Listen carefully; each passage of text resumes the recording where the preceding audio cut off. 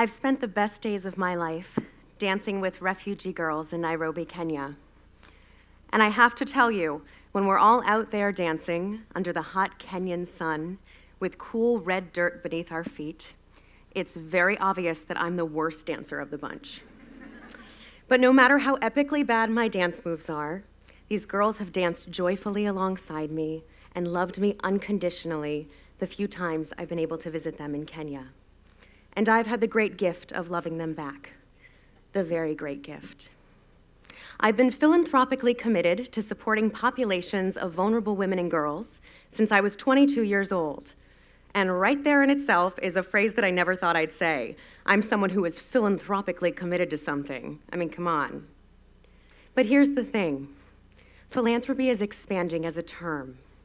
And what I'm proud of is that in my first few days working in the world of philanthropy, in my early 20s, I worked with incredible mentors that helped me start to reimagine what it could mean.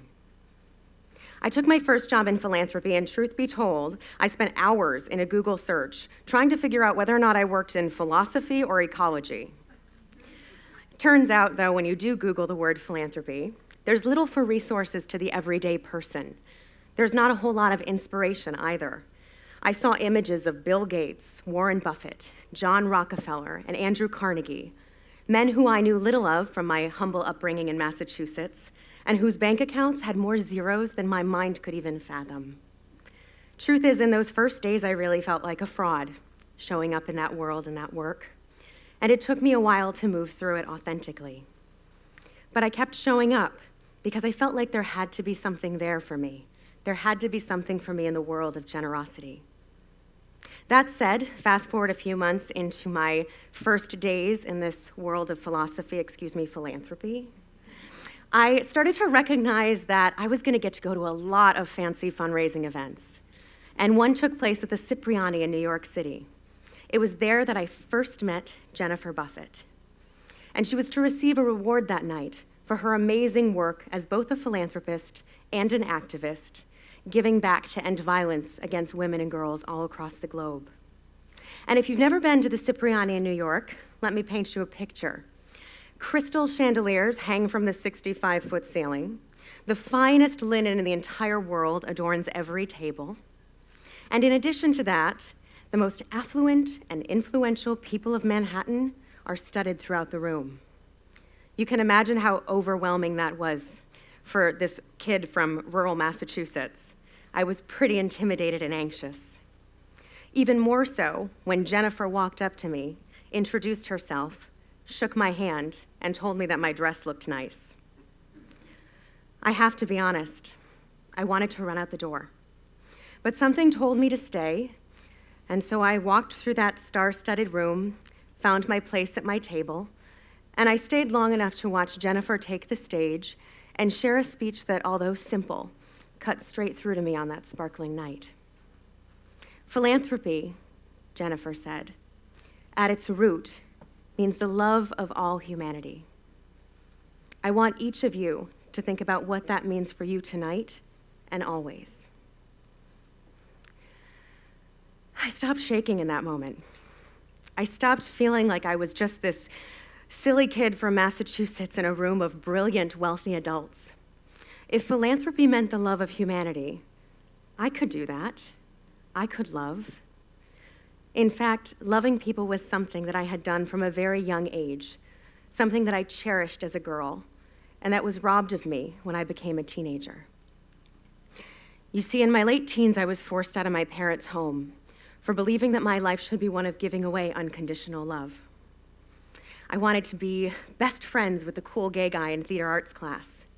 I wanted to date the Latino basketball player who was funny and new to town and needed friendship. And I wanted to be a shoulder to cry on for a friend when she unveiled a recent abortion. To all of these things, for one reason or another, I was told no by my parents. But I didn't want to judge these people. I just wanted to love them. This led to one of the worst days of my young adult life, loading my childhood belongings onto a friend's pickup truck and driving away to try and figure out the world on my own. I remember driving away that day thinking, you have to go there with how this feels right now, girl. And I sat with it the entire ride, feeling unwanted and unloved, and knowing that I had to feel the depth of that and move through it if I wanted to still come out on the other end, able to make people feel wanted and to make people feel loved, because that was in my true nature, and I couldn't deny it. I found the antidote to my pain in my first job in philanthropy, in Jennifer Buffett's wise words that night at the Cipriani, and in a vision that I now carry, that no matter who you are, if you're feeling powerless, hopeless, unloved, or unwanted, you can still find ways to give through that. Calling myself a philanthropist and claiming my philanthropy, it's made all the difference. And in a world that is rapidly changing and often frightening for us to all be standing in, I'm glad that I've learned this so young. I don't want us to feel powerless anymore. I turn on the TV and everything that I see on CNN and in the news, it scares me. And I know that a lot of people feel like that. You might be thinking, who am I? What can I do? Well, it turns out you can do a whole heck of a lot. You just have to be conscious and strategic with how you get there. I want to share 3 simple steps with you today if you're ready to feel powerful in your own philanthropy and claim it as your own.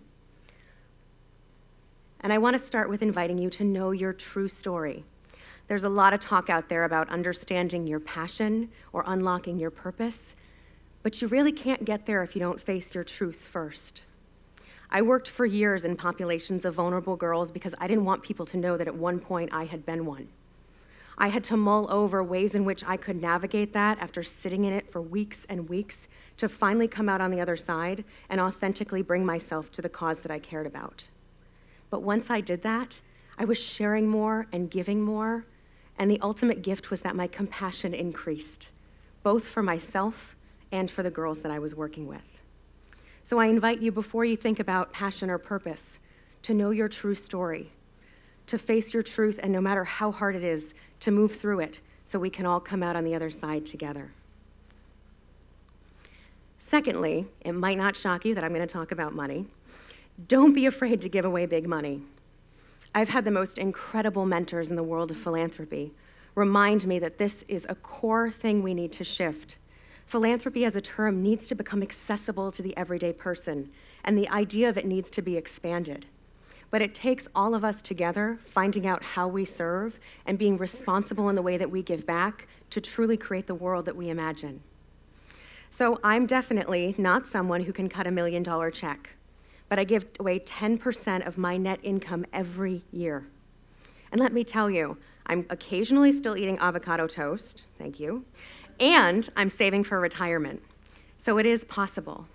And perhaps one of the best things that we can all do as the world changes is get comfortable with giving away big money. We're facing some of the most critical social, environmental, and economic issues that the human race has ever faced. And you better believe I want to cut big checks to the world that I see coming, because I want it to be a positive and fruitful one.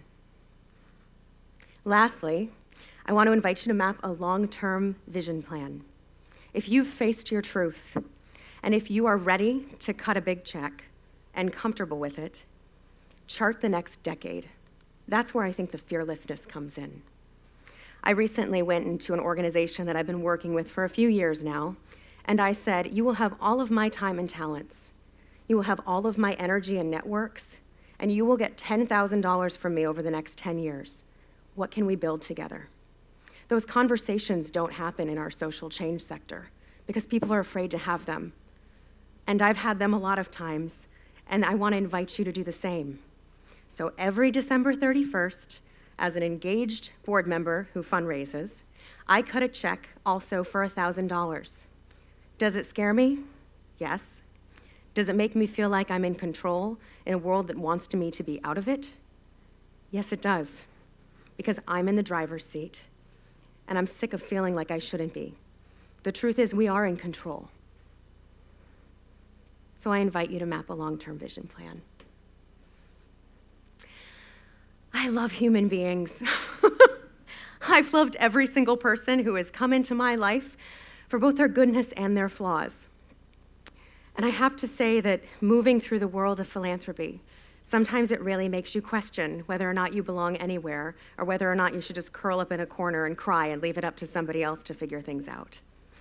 But what's been the most joyful thing for me in claiming my philanthropy is recognizing that I actually have the ability to make massive shifts and massive change happen on an everyday basis. That's a gift. And I think we often forget that we're all more powerful than we are powerless. I invite you in the coming days and weeks to claim your philanthropy, and I promise that I'll continue to do the same alongside you. Thank you.